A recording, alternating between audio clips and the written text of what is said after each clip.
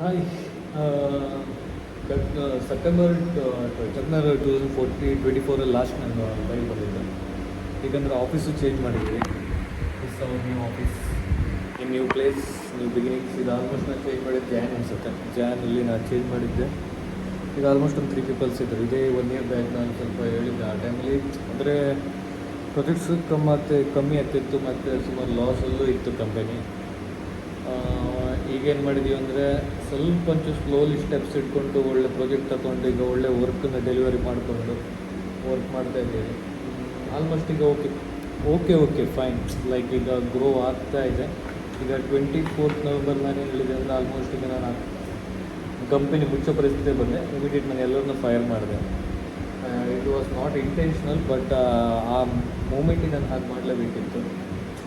ಇಲ್ಲಾಂದರೆ ನಾನೇ ಇರ್ತಿರಲಿಲ್ಲ ಏನೋ.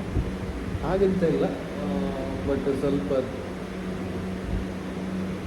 Things getting good. ಬಟ್ ಇಲ್ಲಿ ವರ್ಕ್ ಮಾಡಲಿಕ್ಕೂ ಆಗಿ ನೈಟೆಲ್ಲ ಒಳ್ಳೆ ಆಗುತ್ತೆ. ಪ್ರೊಡಕ್ಟಿವಿಟಿ ಇದೆ, ಮೊದಲು ಕಂಪೇರ್ ಮಾಡಿದ productivity ಸುಮಾರಿದೆ.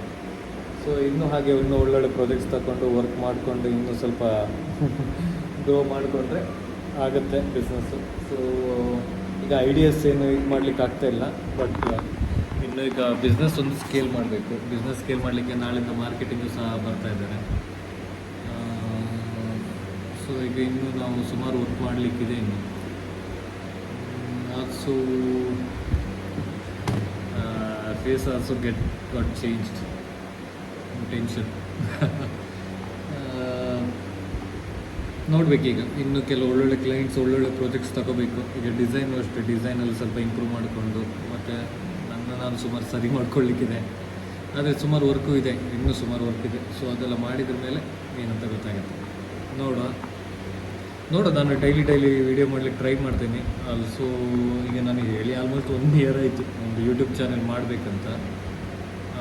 Executive purpose also as well as ನನ್ನ ಬಿಸ್ನೆಸ್ಸು ಸ್ವಲ್ಪ ಇಂಪ್ರೂವ್ ಆಗಬೇಕು. ಸೊ ಅದ್ರ ಬಗ್ಗೆ ಏನಾದರೂ ಮಾಡಬೇಕು. So I have to check. ಚಲೋ ಬಾಯ್.